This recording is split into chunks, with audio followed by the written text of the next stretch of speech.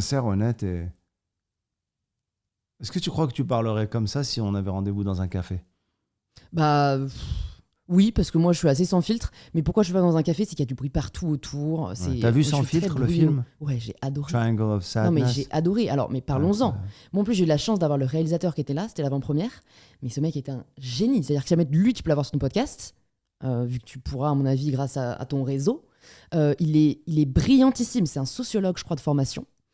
Et alors j'y allais franchement sans trop attendre quoi que ce soit. Après je me suis quand même dit la Palme d'Or de Cannes ça doit être pas mal. Et en fait je trouve que ça dit si bien les rapports de pouvoir de notre société. Je le recommande à tout le monde. Ouais, c'est fort. Moi, c'est un film que je trouvais très très fort. Très déstabilisant, très fort.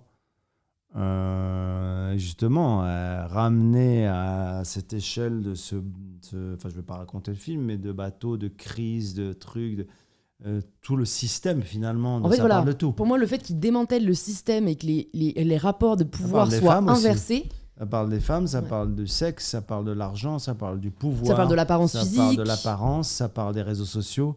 Il a réussi Ça- à parler de tellement de le choses. racisme. Ça parle des présidents, ça parle de politique, enfin, ça parle d'énormément de choses, ça parle même de la Russie, des États-Unis de manière assez subtile, Je l'ai incarnée par des croisé, personnages. Enfin. je l'ai vu un soir à Marrakech au festival.